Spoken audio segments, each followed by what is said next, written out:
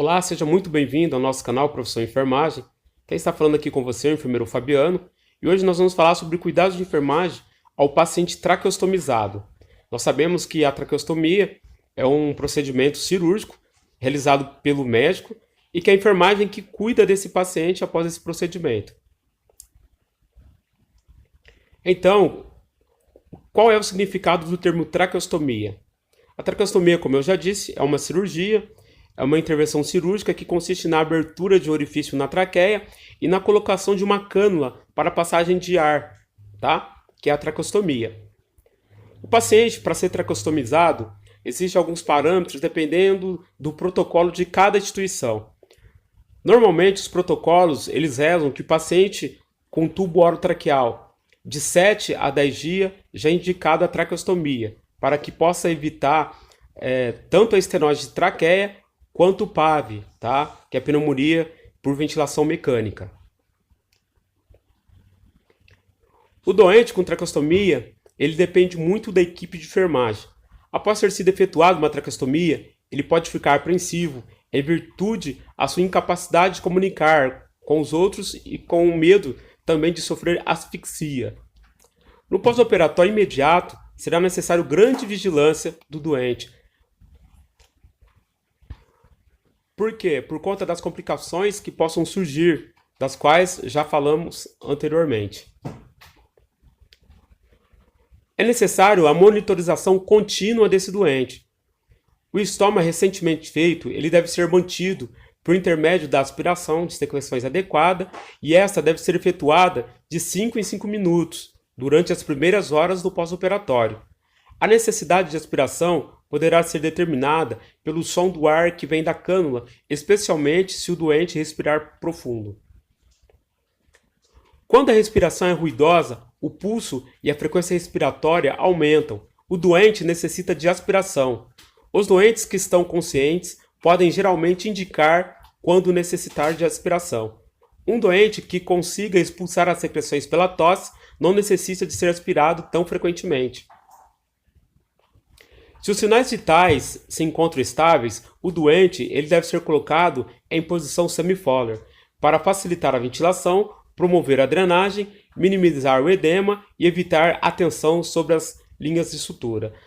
Então, essa imagem é a imagem de uma posição de um paciente que está na posição semi-Fowler. Os analgésicos e sedativos deverão ser administrados cuidadosamente, de modo a não deprimir o centro respiratório, assim como o reflexo da tosse.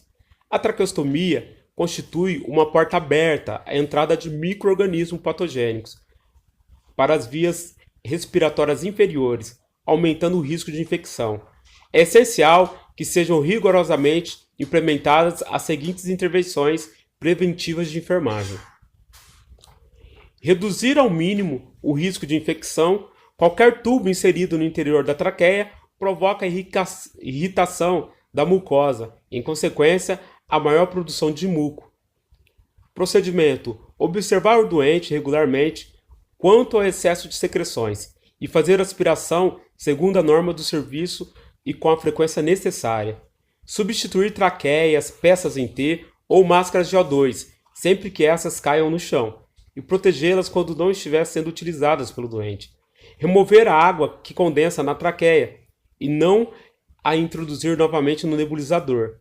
Despejar a água destilada restante do nebulizador de cada vez que esteja cheio de novo, ou pelo menos no intervalo de 24 horas. Fazer penso do estômago conforme norma do serviço. Qual é o fundamento desses cuidados? Remover as secreções da árvore respiratória e melhora a oxigenação. Diminui a probabilidade de contaminação e previne a proliferação de micro-organismos. Outro cuidado: assegurar a adequada ventilação e oxigenação. Como que é o procedimento? Vigilância da saturação de oxigênio, vigiar frequência respiratória e expansão torácica, que deverão ser simétricas. Posicionar o doente de 2 em 2 horas ou de 3 em 3 horas se o doente é inconsciente. Proporcionar segurança e conforto. O cuff deve ser insuflado caso seja necessário ambusar o doente. Qual é o fundamento desses cuidados? Assegurar que o doente está ventilando bem, obter máxima ventilação e perfusão pulmonar, prevenindo também as úlceras de pressão, e para que não haja fuga de ar entre o estômago e a cânula. Cuidado 3. Proporcionar frequentes cuidados à boca. As secreções têm tendência a acumular-se na boca e na faringe. Procedimento: fazer cuidadosa aspiração da orofaringe quando necessário, inspecionar os lábios, a língua e a cavidade oral regularmente, limpar a cavidade oral, aplicar vaselina ou qualquer outro lubrificante nos lábios. Qual que é o fundamento desse cuidado? Melhorar o conforto do doente, remover as secreções que se tenham acumulado num acesso de tosse e proporcionar higiene oral ao doente e hidratação oral dos lábios. Quarto cuidado: minimizar as dificuldades resultantes da privação da fala nos procedimentos. Estabelecer um método de comunicação aceitável, organizar as perguntas de modo que o doente possa responder com um simples sim ou com um simples não, acenar de cabeça ou por movimento das mãos. Se o doente sabe escrever, incentivá-lo a escrever no papel para se comunicar. Conversar com o doente e explicar-lhe todas as atividades. Encorajar a família e os amigos a falarem com o doente. Ter sempre a campainha ao alcance do doente. Orientar com frequência o doente. Repetir com insistência que a capacidade de falar regressará quando a cânula for retirada. Fundamento desses cuidados: estabelecer uma boa comunicação com o doente, de maneira que ele fique menos apreensivo em relação ao seu estado, de forma que possamos entendê-lo melhor. Ajudar o doente a orientar-se no espaço e no tempo. Já estamos chegando no final da aula, agora nós vamos falar das prescrições gerais de enfermagem para o paciente com patologias associadas ao sistema respiratório. Manter uma via aérea permeável, promover o conforto, promover o conhecimento do paciente, promover a comunicação, encorajar a ingesta de líquidos, ensinar o autocuidado ao paciente, monitorar e tratar potenciais complicações e promover a nutrição adequada do doente.